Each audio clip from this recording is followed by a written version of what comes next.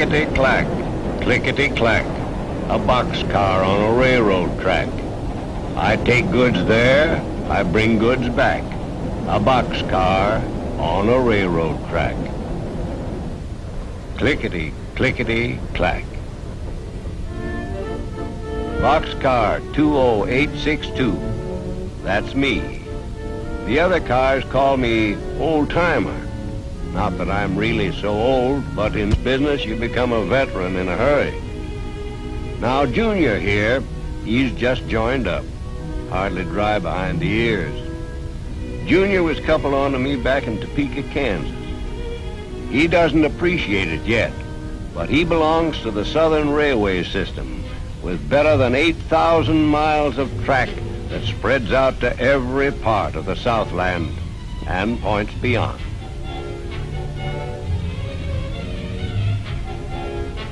Like I said, Junior coupled onto me in Topeka, and we're routed by way of Sevier Yard, Knoxville, Tennessee, en route to Columbia, South Carolina.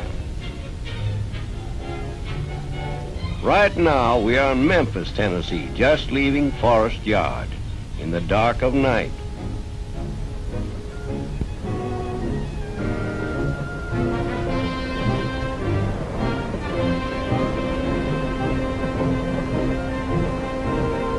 Two of more than 100 cars that make up this train.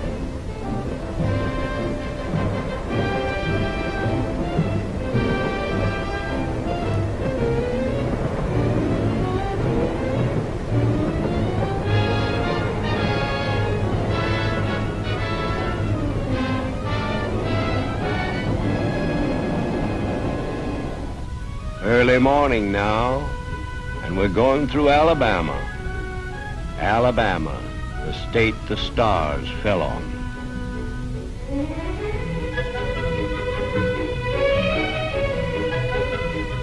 Probably just came down to admire the view.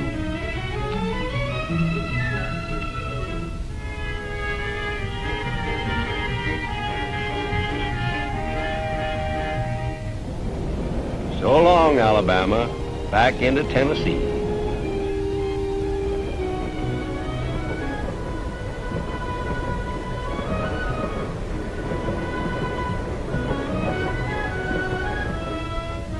Chattanooga, Tennessee, Cityco Yard.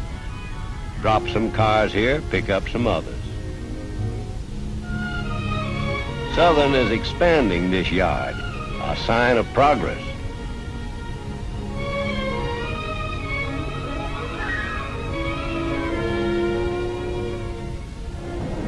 When next you come through here, Junior, terminal time will be cut way down.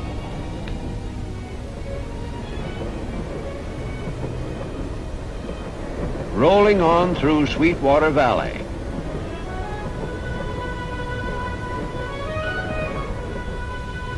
And then on to Knoxville, Tennessee, one of the South's industrial centers.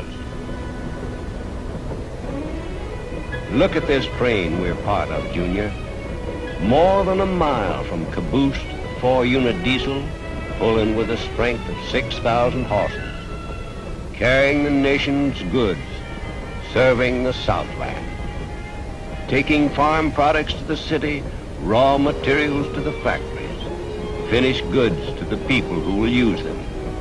That's a big and important job, Junior. Yet getting business and holding it depends more and more on our ability to give good service between shipping and receiving points. Southern Railway stepped out ahead by replacing steam locomotives with diesels, by installing heavier and stronger track material, by improving their signaling, by bringing in greater variety of devices to speed communication. And now the big job of cutting down terminal standing time, eliminating delays.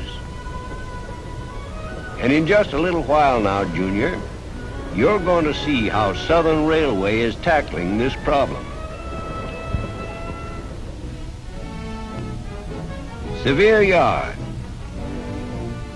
a push-button job that represents years of planning and an investment of $3 million. And this is just one of several in the southern system. There are others, and more on their way. It's really 3 yards in one, over 3 miles long, and covers an area of 11.5 million square feet. There's the receiving yard with 12 tracks capable of handling about 1,200 cars. The classification yard, 46 tracks which hold 2,200 cars. And the forwarding yard, with 10 tracks that can handle 950 cars. There's a car repair yard, car cleaning track, a transfer shed for cars carrying less than carload lots, stock pens to feed and water and root livestock, adequate icing facilities for servicing refrigerator cars, and a lot more. Here is a sketch that shows how all the pieces fit together.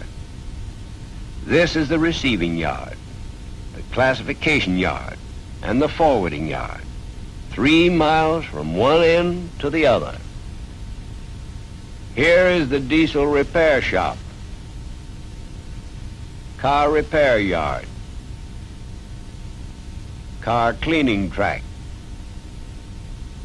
transfer sheds, stock pens, icing facilities, all arranged for maximum efficiency. And here's how the whole thing works out for us, Junior. Right now, we are about 2 miles this side of Sevier. We hit a warning inductor, and it rings a bell in the telegraph office at the yard. The operator knows we're coming and checks with the terminal train master to find out what track we can come in on. Train 52 with 150 cars is on the bell. The lighted numbers show the train master what tracks in the receiving yard are clear. Okay, Jake, put him in number 7.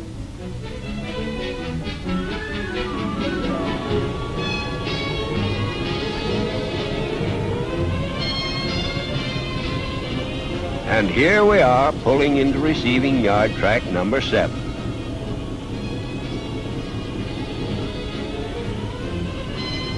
Now the diesels are uncoupled and head for the underpass.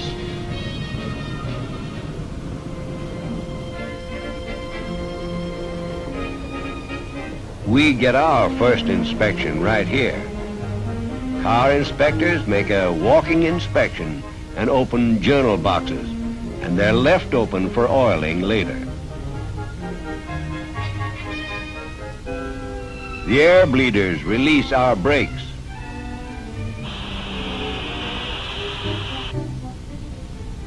And here comes the hump engine to couple to us and shove us over the hump on our way to the classification track.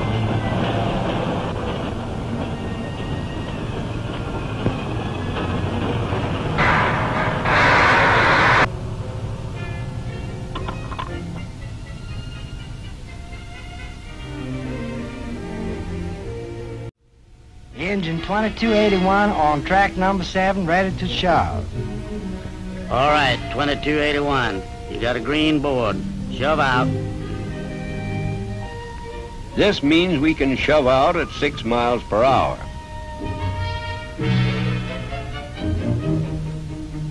Double yellow, 4 miles per hour.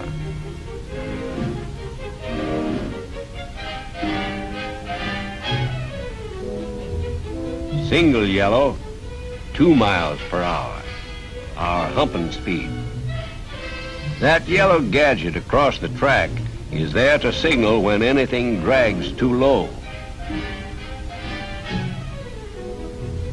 When there's trouble, the board turns red. A bell rings and the car inspector pits,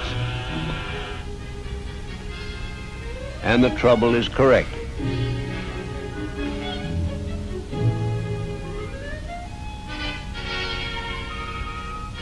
Why, Junior, looks like it was you dragging your heels.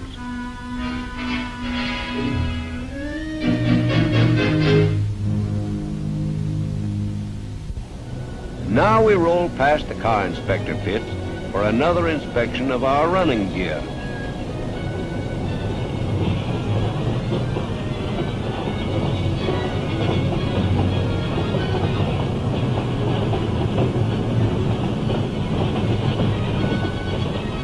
Then Big Squirt, the automatic oiler.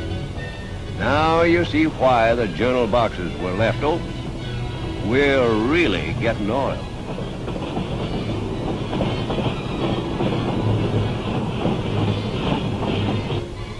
Next comes the pin puller.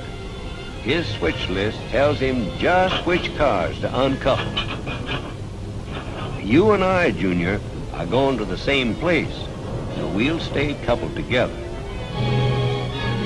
And here's the peg shooter. With his air gun, he places a cellulose wedge that holds the knuckle open. Later, the impact of coupling crushes the peg and it drops out.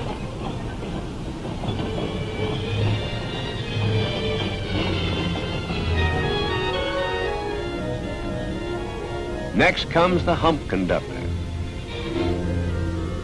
As he punches the track numbers called for on his switch list, all switches automatically line up, leading to the proper classification track. Here we go over the hump. It's all downhill now, but there's no chance to see how fast you can go. Operation Big Squeeze holds you down to a safe pace all the way. First, we're slowed down by a scale retarder, so that all of us that need to be weighed are on the scale long enough for our weight to register.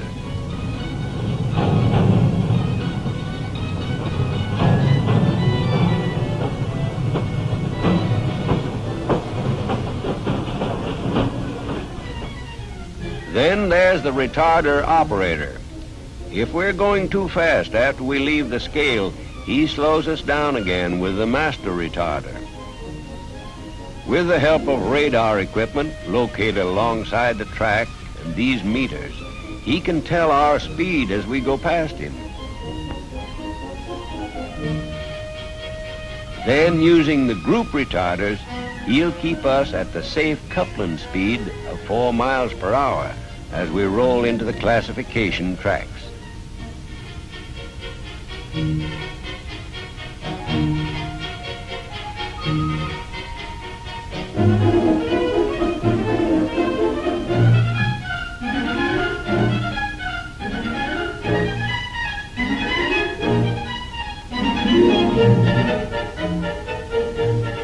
Here's another nifty, Junior. These gadgets are skates, put on the rails of each track to stop the first car that comes onto it from rolling too far.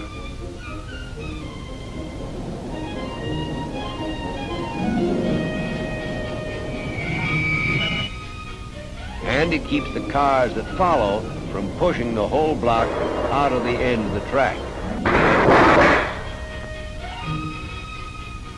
It's quite a sight.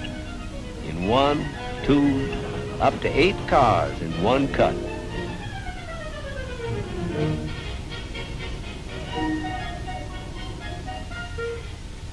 Here's how classification works. Each one of the cars is colored to indicate a classification according to destination. Because the car... Time was when we'd spend the whole night waiting to be cleared. But now, just as quickly as the cars are classified, the paperwork is done. In this revolving rack, there's a pigeonhole for each track in the classification yard, 46 in all. The clerk racks the waybill as the cars pass before him.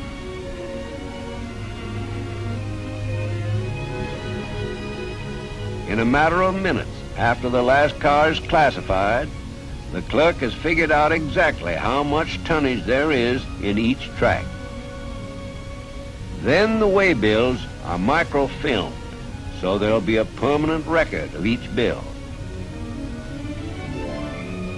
In this single roll of film, there's a 24-hour record of some 3,500 cars. The clerk figures the tonnage, gives this information to the yardmaster. Jim, let's get 29 and set it over on the caboose in number 1. Roger, we're going to pull 29. Okay, Hope. The way they classify cars here at Sevier, greater emphasis can be placed on blocking. And here's how it's done. The block of cars that will leave the train last is pulled first and coupled to the caboose. Then the block that will leave next to the last.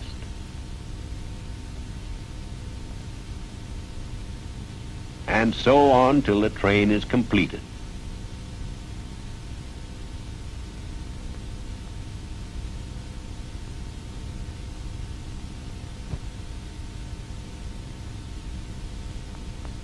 The last block to go on will be the first block off.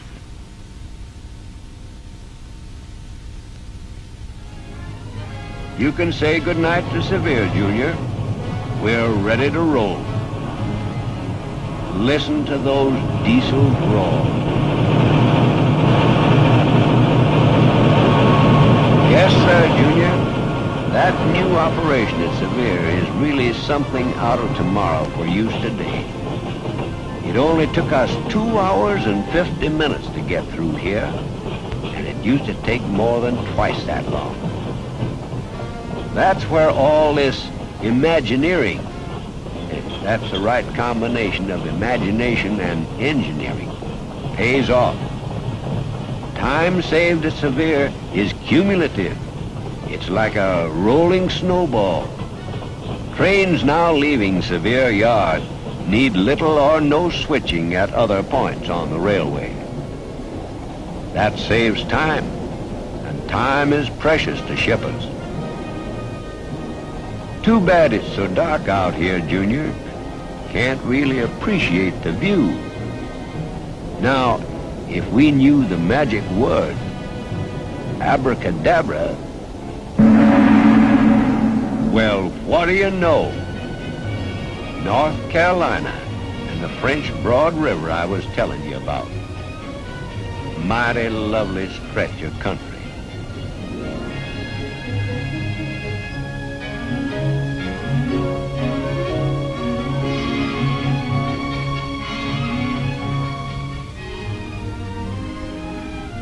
We're in Asheville. We'll set off the first 2 blocks here and then be on our way again.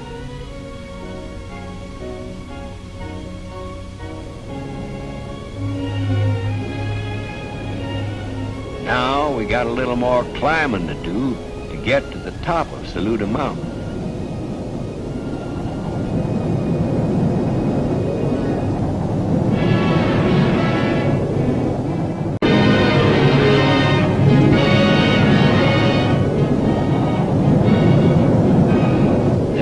Down the steepest mainline railroad grade in these United States. The diesels reverse their generators, using them as dynamic brakes. The generators don't like it. Listen to them wail.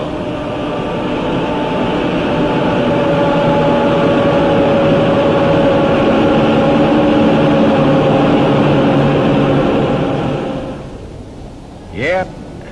Transportation is a mighty fascinating business, and we can be mighty proud to be a part of an industry that doesn't throw in the towel when things get really rugged. The men who call our signals have to have intestinal fortitude. They have to think, fight, and sure enough work to do the big job that only railroading can do. When things get really rough, like snow, ice, hurricanes, or a war, do they make us railroads the first team? In the meantime, we have to dream up things like Sevier Yard so we can stay in the game. You know, maybe it's better that way. 'Cause like that wise old fella said, the hen that scratches the hardest is the best fed. Well, we're nearing the end of our journey together, Junior. Coming into Columbia, South Carolina. End of the trip.